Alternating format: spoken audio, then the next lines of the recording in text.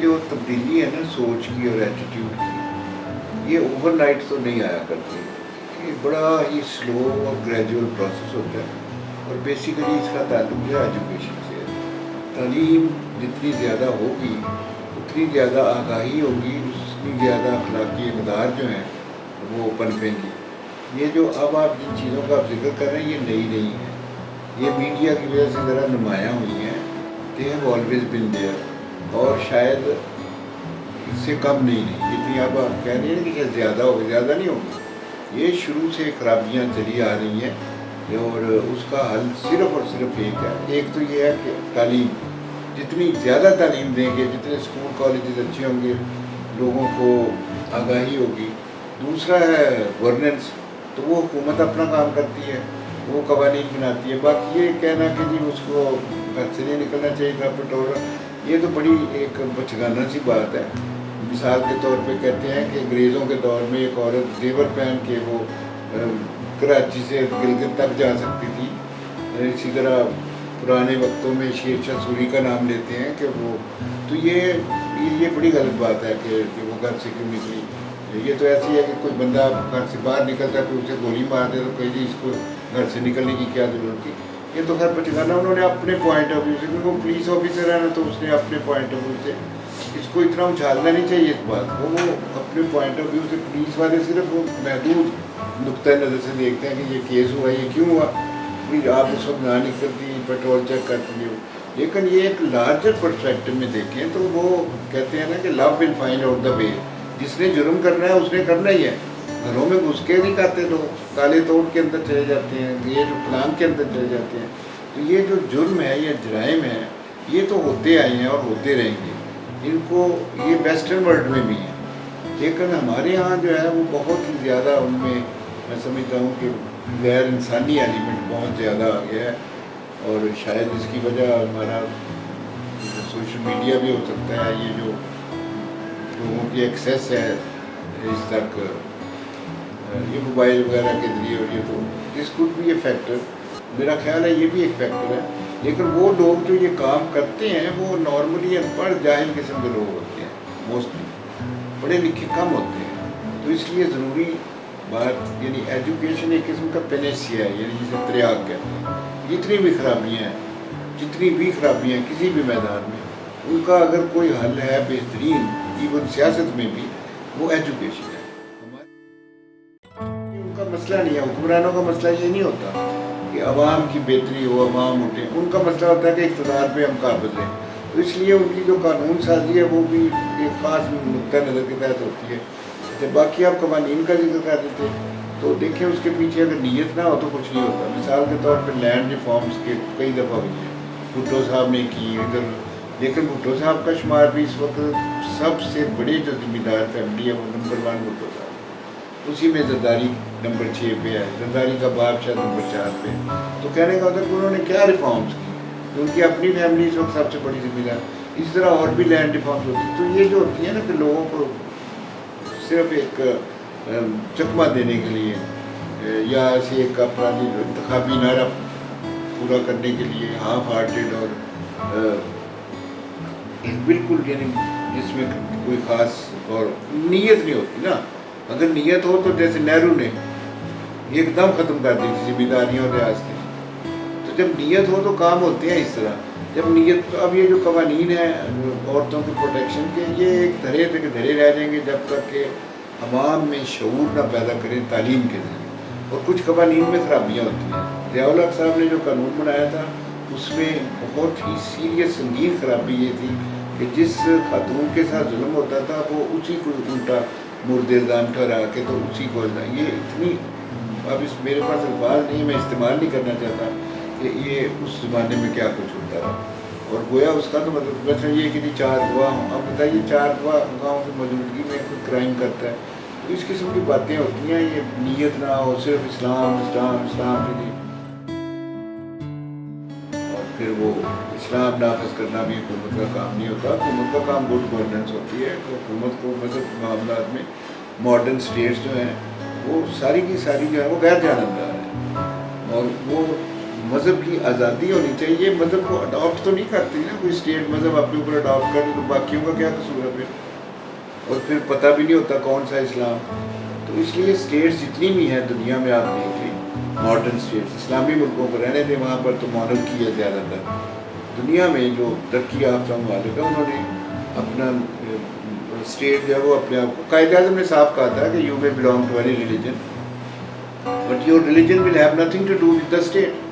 تو ہمارے founding father کا جو پرنسپل ہے کہ آپ کا کوئی مذہب, وہ آزادی ہے, آپ آزادی, لیکن اسٹیٹ کے ساتھ اس کا تعلق, اس کو ہم نے فراموش کر دیا, اور اس کے نتیجے کے طور پہ کئی خرابیاں جو ہیں وہ پیدا ہوئی. ابھی تک جب تک ہم اس منزل پر نہیں پہنچیں گے کہ اسٹیٹ کو مکمل غیر جانبدار اور ہر شخص جو ہے وہ صرف شہری ہو, نہ کم نہ زیادہ, just a citizen, that's all, تو اس وقت آپ سمجھیں گے کہ ہم بہتری کی طرف جا رہے ہیں. جب تک اسٹیٹ شہری کے علاوہ دوسری بنیادوں پہ دیکھتی رہے گی, اس وقت تک خرابیاں پیدا ہوں.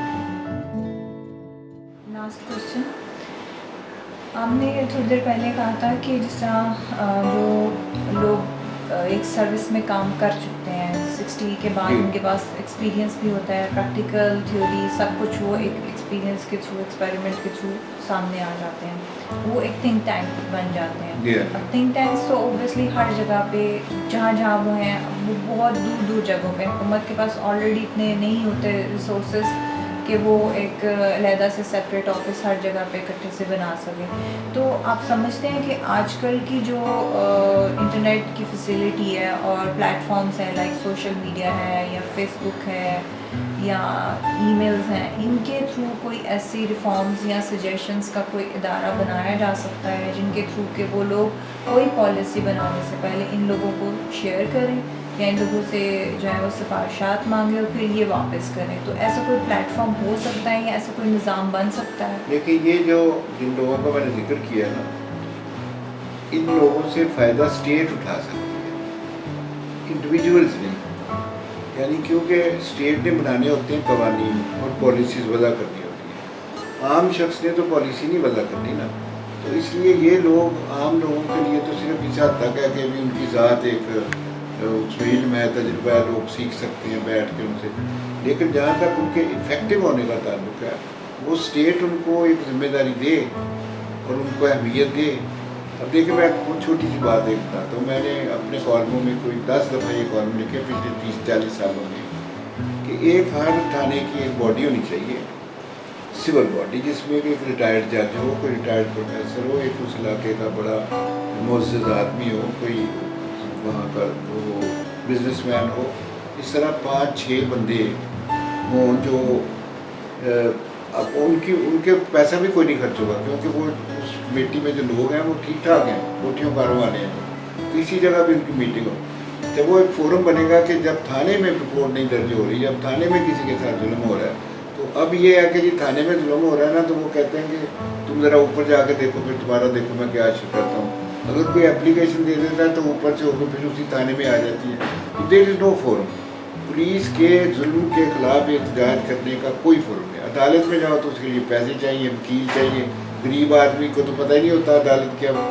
تو یہ جو ظلم و ستم ہماری پولیس کرتی ہے غریبوں پہ, اس کا حل میں نے بتایا تھا کہ بھئی ہر تھانے کی ایک سول کمیٹی ہو, اور جس کے پاس مطلب پولیس نے اسے مارا ہے, رشوت لی ہے, یا کسی کا جی بلا وجہ اسے بند کیا ہوا ہے بغیر چلان کے, تو وہ اس کمیٹی کے پاس جائے. اچھا, اس کمیٹی میں معززین ہیں, اس میں کوئی رشوت دینے والا نہیں ہے, اس میں ریٹائرڈ جج ہے, اس میں ریٹائرڈ پرنسپل ہے, اس میں ریٹائرڈ پروفیسر ہے, اس میں علاقے کا معتبر بڑا جو بزنس مین ہے. آپ اس سے فائدہ یوں بھی اٹھا سکتے ہیں کہ وہ دفتر کا آنے کے لیے وہ اس اپنی کوٹھی میں جگہ دے گا. گورنمنٹ کو ایک آنا نہیں خرچ کرنا پڑے گا اس اسکیم پہ, لیکن یہ کبھی وہ اس پہ عمل نہیں ہوگا. میں آپ کو کبھی نہیں ہوگا. اس لیے نہیں ہوگا کہ پولیس کو استعمال کرتے ہیں حاکم اپنی ایک فورس سمجھ لے. یعنی وہ جیسے کہ لوگوں نے, امیر لوگوں نے کرائے کے بندے رکھے ہوتے ہیں, تو وہ تو یہ چاہیں گے نہیں نا کہ پولیس پر کسی اور کا کنٹرول ہو. اب یہ سول کنٹرول اگر ہو جائے تو میں آپ کو یقین دلاتا ہوں کہ تھانوں کی اصلاح صرف اور صرف اس ایک طریقے سے ہو سکتی ہے. جو آپ مرضی کر لیں, وہ with the passage of time Aahista Aahista change हो, तो वो जो फौरी चेंज अगर आप चाहते हैं तो कभी नहीं होगी। कितनी दफ़ा पुलिस रिफॉर्म्स हुई है, कितनी बातें होती हैं, फिर लेकिन वो पुलिस के जुल्म से उसी तरह देहात में आके आप देख लें, गरीब को पकड़ के अंदर कर देते हैं, और वो जो मुजरम होते हैं चूँकि उनके पीछे MP MNA वगैरह होते हैं, जिम्मेदार होते हैं, तो उनको तो वो शाही मेहमान की तरह उनके साथ होता है। जो मुजरम है और जो मजलूम है वो बेचारा ज़मीन पे बैठा है। तो ये इसका कोई इलाज नहीं है सिवाय इसके कि अब वो जो अवाम की हुक्मरानी, तो अवाम की हुक्मरानी नहीं है, हुक्मरानी हाकिमों की है। अगर आप अवाम के हाथ में देना तो फिर देखें कि कैसे नहीं ठीक होंगे ये थाने इसी शक्ल में ठीक हो सकते हैं। अब IGP नहीं चाहेगा कि एक सिविल अथॉरिटी दखल दे, वज़ीर आला भी नहीं चाहेगा कि सिविल अथॉरिटी। तो जब ये लोग चाहते ही नहीं कि अवाम का वो मुदाखलत हो, तो फिर वो इसका मतलब कि ये सब कुछ इनकी मिली भगत से हो रहा है, ये खुद करवाते हैं। आज ही वो जो CCPO जिसके खिलाफ बड़ी चल रही है, उसने एक सियासतदान को कहा कि बड़े वो फलां बड़ा मुजरम आपके डेरे से पकड़ा गया था, और ये जो सियासतदान है ये इनकी वो करते हैं सरपरस्ती, तो वो उनकी तलब कलामी हुई है, कल की बात है, तलब कलामी हुई है उनकी आपस में। वो कहता है कि फलां मुजरम जो था आपके डेरे से, तो ये सही बात है। जितने MPs और MNAs हैं सबके डेरे हैं, और वहाँ पर जराइम पेश अफराद रहते हैं, वहाँ दिन रात रहते हैं, खाते पीते ऐश करते हैं, वो करते हैं क्राइम मोस्टली, तो उसको वो थानेदार उनका गुलाम होता है ऑलरेडी। तो कभी नहीं हो सकता, nothing can be done so long as this system is there, जिसमें कि MPs और MNAs के हाथ में ताकत है। इन लोगों को सिर्फ लॉ मेकर्स होना चाहिए। सर MPs और MNAs को तो हम भी सिलेक्ट करते हैं ना, वो सिस्टम है ना, वो सिस्टम गलत है ना। देखें ब्रिटिश पार्लियामेंट्री सिस्टम बरतानिया के लिए, और दुनिया के किसी मुल्क में कामयाब नहीं हुआ। ये भी कायदे आज़म ने फरमाया था कि ये सिस्टम सवाए बरतानिया के कहीं कामयाब, और उन्होंने कहा था कि हमें presidential system is more suitable. मेरे पास कायदे आज़म की तहरीर है जिसकी फ़ोटो स्टेट सारे मुल्क में फैली हुई है। तो ये इस सिस्टम में तो जितने भी हमारे फ्यूडल्स हैं वो दे विल बिकम मिनिस्टर्स। तो जो फ्यूडल की मेंटालिटी है वो तो आपको पता है, या सरमायादार की मेंटालिटी किससे छुपी हुई है, तो they become ministers, they become rulers. तो फिर अवाम की, वो कहते हैं ना अवाम ताकत का सरचश्मा है, अवाम कतई ताकत का सरचश्मा नहीं है। वो सिर्फ वोट लेने के लिए एक है कि जिनसे वोट लो और फिर ताकत सारी अपनी। People are not the rulers. कहते हैं डेमोक्रेसी में government of the people, by the people, for the people, but democracy which is here in Pakistan, it is not for the people, it is not by the people. ये सिर्फ लोगों के vote हैं जो वो हथियार लेते हैं और ज़बरदस्ती भी ले लेते हैं। उसमें बेशुमार तरीके हैं वोट लेने के। आप मुझे इस वक्त कोई 2-3 अरब रुपया दे दें, मैं आपको लाहौर की एक रिश्ते जीत के दिखा दूँ। It is money. और ये खराबी तो दूसरे मुल्कों में भी है। अमेरिका में जमहूरियत कभी पैसे को रिकग्नाइज नहीं करती, लेकिन अमेरिका में पैसा ही पैसा है। तो ये बेसिकली जो सिस्टम में खराबियाँ, लेकिन हमें अमेरिका से क्या लेना देना। हम तो अपना देखना है कि हमारे यहाँ जो बेहतरीन दिमाग हैं, जो बेहतरीन तजुर्बाकार लोग हैं, वो तो बैठे रहते हैं। मतलब एक चीफ जस्टिस रिटायर्ड वज़ीर कानून नहीं बनता, एक BC रिटायर्ड जो है वो वज़ीर तालीम नहीं बनता, वो वज़ीर कानून नहीं बनता, एक रिटायर्ड जज। और बनते कौन है? MP और MNA, जिनको मतलब वज़ीर कानून वो शख्स बनेगा जो खुद कानून शिकन है। वज़ीर तालीम वो शख्स बनेगा जिसे पता नहीं तालीम, वो तालीम को तलीम कहता है, यानी उसकी अपनी तालीम ये है। और तो मतलब ये कि आप बेहतरीन लोग तो घर में बैठे हैं, वो तो गल सड़ रहे हैं, और तालीम आपने दी है जालों के हाथ में, कानून दिया अपने बदमाशों के हाथ में। तो ये क्यों है? ये क्यों है कि वो लोग जो दुनिया में करप्ट तरीन लोग मशहूर हैं, वो 5-5 साल तक हमारे मुल्क के स्याह सफ़ेद के मालिक बने रहते हैं? क्या यहाँ पर लोग नहीं है? कोई ईमानदार आदमी नहीं है सदर बनने के लिए? कोई ईमानदार आदमी नहीं है वज़ीर आज़म बनने के लिए? हैं, लेकिन वो सिस्टम प्रमोट नहीं करता। That system does not promote people who can do things. वो तो प्रमोट ही नहीं को करता है पैसे। We are not free, we are not a free nation. इस लिहाज से कि पहले हम अंग्रेज़ों के गुलाम थे, अब हम फ्यूडल्स के और सरमायादार के गुलाम हैं। उनकी गुलामी इतनी बुरी नहीं है, क्योंकि अंग्रेज़ के दौर में कानून बहुत अच्छा था, लेकिन यहाँ पर तो कानून का ही बेड़ा गर्क हो गया। वहाँ तालीम बेहतर थी अंग्रेज़ के दौर में, यहाँ तालीम का ही बेड़ा गर्क। तो हमारे लिए तो है फ्रॉम बैड टू वर्स। अब हम खुश होते रहते हैं, बच्चों को खुश करते रहते हैं, आज़ादी मिल गई, आज़ादी मिल गई। कभी 14 अगस्त, कभी 23 मार्च, ये तो लोगों को बेवकूफ़ बनाने वाली बात है. We are not a free nation. We shall be free only when our rulers come from the people. जब हमारे रूलर्स लोगों में से, गरीबों में से हैं. So long as they are coming from feudals, from ये जो बड़े बड़े अरबपति लोग हैं, उस वक्त हम गुलाम नहीं, हम उनके गुलाम हैं. मैं प्रोफेसर हूँ, लेकिन मैं समझता हूँ, ऑनेस्टली समझता हूँ कि मैं इनका गुलाम हूँ. ये जो करोड़ अरबपति लोग जो प्राइम मिनिस्टर और सदर बन जाते हैं, मैं उनका गुलाम हूँ. और वो होते क्या है, वो 2 टके के लोग होते हैं. उनके पास कुछ नहीं होता, ना इल्म होता है, ना तालीम होती है, ना कोई इक़्तिदार होती है. उनके पास सिर्फ पैसा होता है. पैसे के जोर से वहाँ पहुँच जाते हैं. मेरे पास पैसा नहीं है, लिहाजा मैं यहाँ बैठा हूँ.